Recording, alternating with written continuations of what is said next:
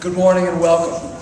My name is Chuck Harmon, and I have the great privilege of serving as head of school and of welcoming you to Grandparents' Day at York. It's one of our favorite moments precisely because at York, more than any other school or institution with which I've been associated, we can legitimately speak about our community as a family. It's quite a pleasure to have multiple generations represented, but even on a day-to-day basis, we're very aware of how much the experience of parents and grandparents, aunts and uncles, special friends contributes to the school experience of each individual student. I want to say just a couple of quick words. One, thank Eleanor Bennett White, who played the harp for us while we were in the gymnasium. Thank you.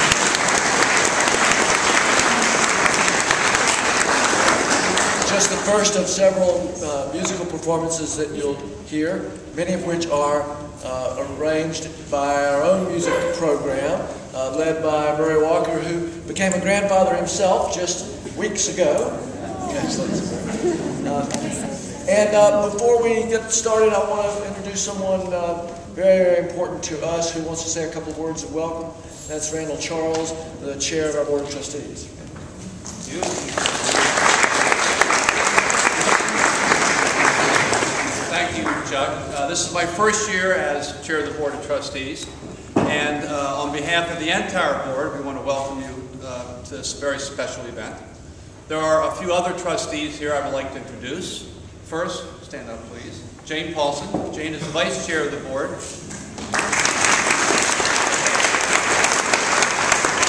Jane's the parent of a 2010 graduate and the parent of a current York 9th grader. Marianne. Marianne Gawain Davis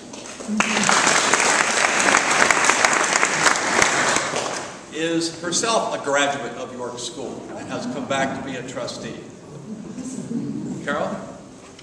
Carol Wilhelm. Carol's been a trustee for 8 years now. Carol and I are similar to about half of our board, and we are what's known as independents. And that means that we did not attend York. We have no children who attended York. We have no grandchildren who attended York. About half of your board moved to this wonderful community looking for a special place where we could donate our time and energy. And we all found York. And we're so proud to be affiliated with this very special place. You have a very deep, obvious connection to the institution in a different way than we do. And yet we all love it for the special place that it is. What this experience gives to our children is one of the best gifts we could ever give them. So we appreciate so much what you do, the message that your presence sends to your children and grandchildren here is remarkable. And we know you're going to have a very happy and wonderful day at York. So thanks so much for all that you do. Thank you. The most distinguishing feature of the grandparent experience, as far as I can tell, is the incredible bond of love between grandparents and their children. Perhaps that's because, particularly true here at a school that deals with adolescents, because sometimes it's easy for that affection to skip over the relationship between the parents and the children during adolescence. And that's part of the plan, I think. Because we experience in our relationships with our grandparents and other special friends the kind of unconditional love separate from the drama of growing up and making one's way in the world. Because we believe from the beginning that relationship is unique and is something that's almost impossible to describe.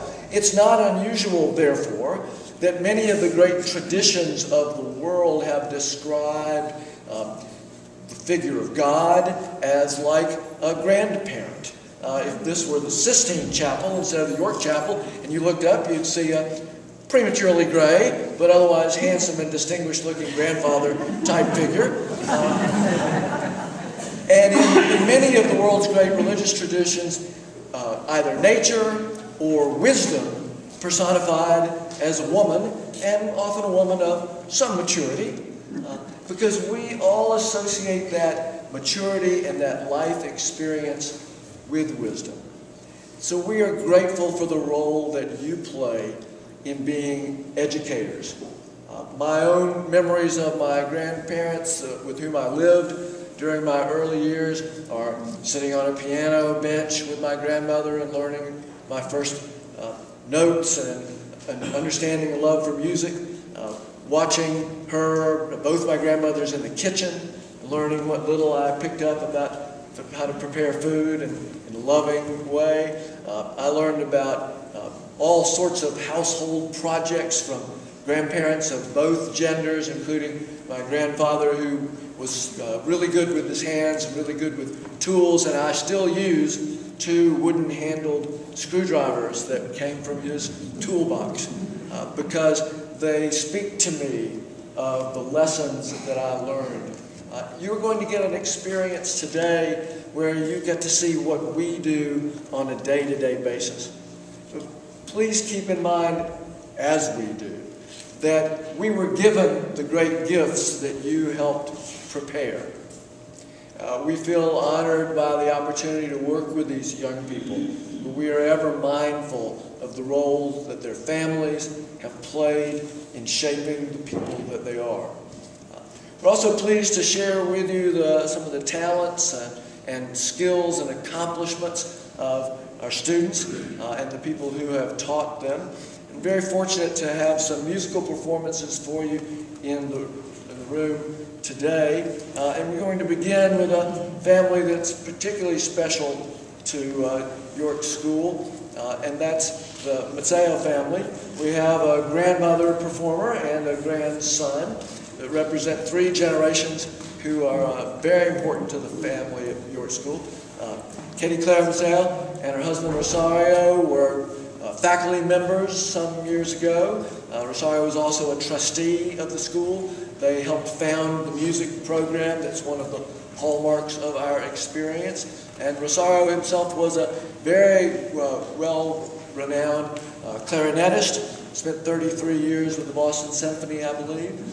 And so his grandson, Mateo, has followed in that tradition.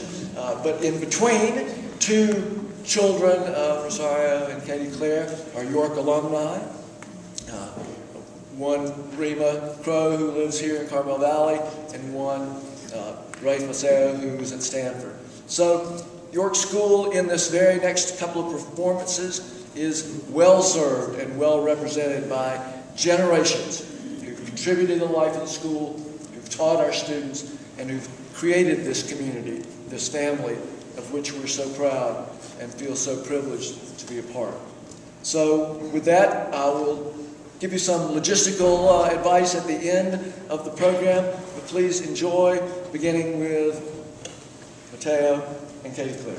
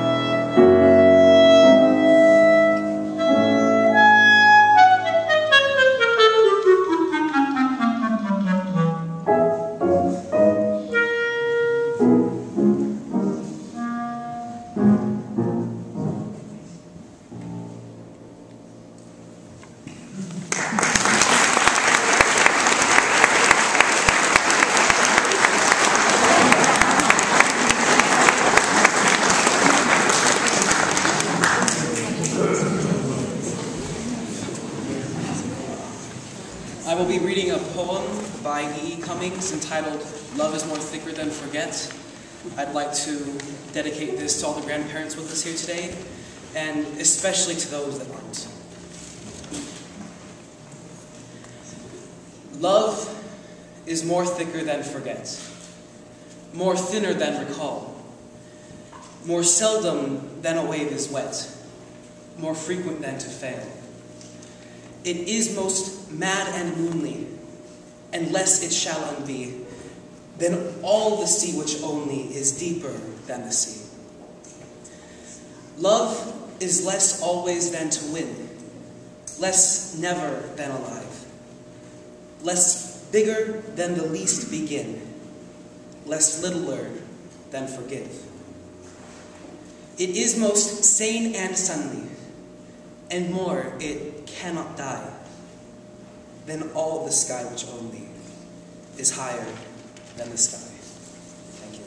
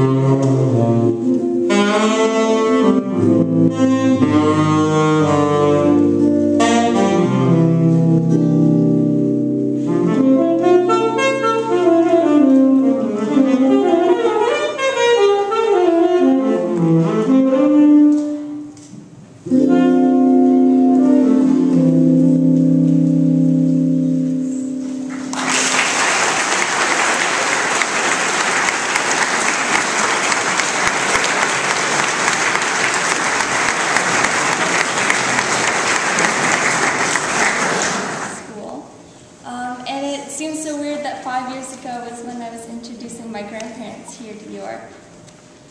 My grandmother, Ami, was a public school teacher for over 35 years, and I wasn't sure what she would think about a small private school. I was anxious for my grandparents' approval, and just like always, they were supportive of me and open to the possibilities at York. Over the years, they've shared my York experience through various events, including musicals, dance performances, singing performances, and of course, Grandparents' Day. They're always interested in what I'm doing, and they now understand what York has done for me. The intimate community at York and the easy accessibility to all of the teachers has made my high school experience exceptional. I honestly believe that I'm not the same person as I was on the first day of school at York almost 4 years ago. My grandparents have always been eager to hear about what happens at school. My grandmother downloads the list of summer reading books, and at the end of the summer will ask me what my opinions are on the author's style or the underlying message of the story. She loves hearing about the projects I'm working on and the trips I'm taking. My grandfather, Bubba, loves to challenge me with math equations, and I felt very accomplished when I stumped him with them on my own, which I solved for him on the paper tablecloth with a crayon at Tarpey's the other day. Being able to share my experiences with my grandparents and knowing how interested they are means so much to me. I'm so lucky that they live close by and I get to see them regularly.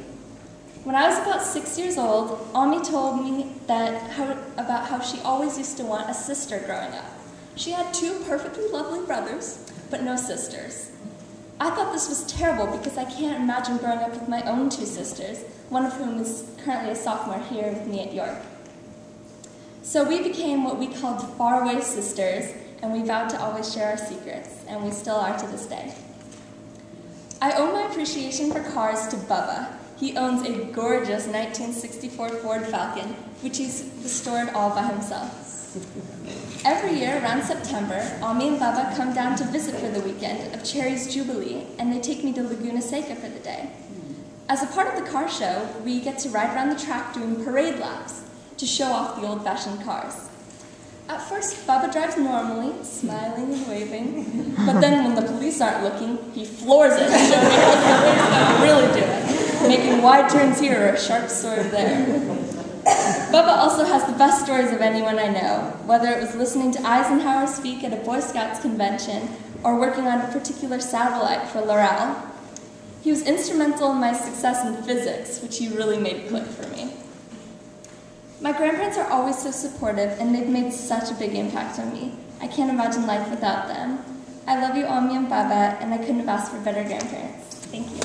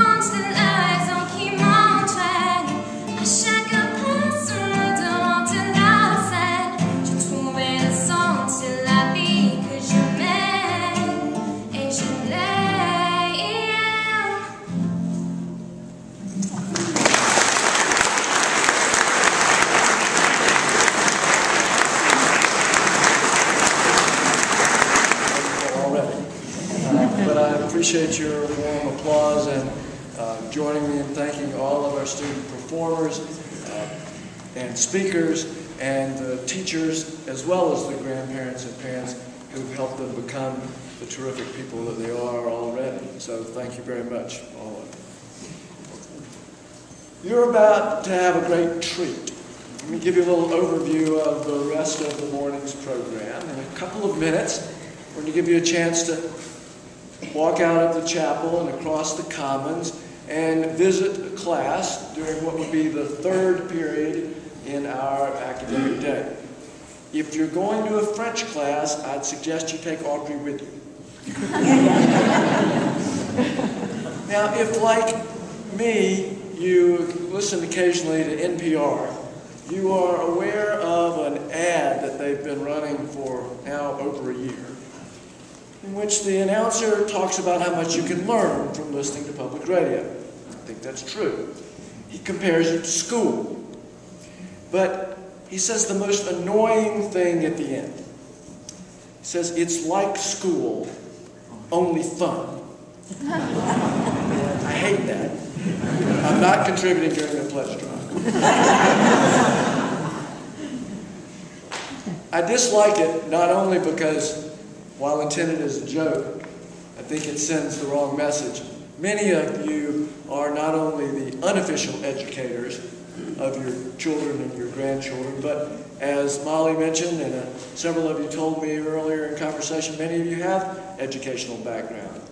I think you know, and all of us recognize, that if learning is not fun, then it becomes a task. And that's very, very, very contrary to what we believe to be the desirable outcome at York School. We're very, very influenced by some great writing and thinking that's been done about education, both over the generations and recently in the work of cognitive neuroscientists who've been able to confirm, based on brain research, what many of us believed already. And one of those principles is an old saying we used to all use: practice makes perfect. We make the mistake sometime of taking a guitar player like Sam, or a saxophonist like Brendan, or a singer, Audrey, or a clarinetist, and compliment him or her on their talent. When, in fact, the performance that you saw is the result not merely of talent, but of practice, of dedication.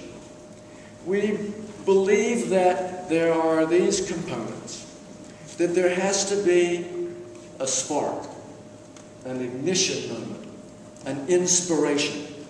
And we have in our York School mission, the very first important word is inspire. The second thing that's necessary is for great coaching, great teaching.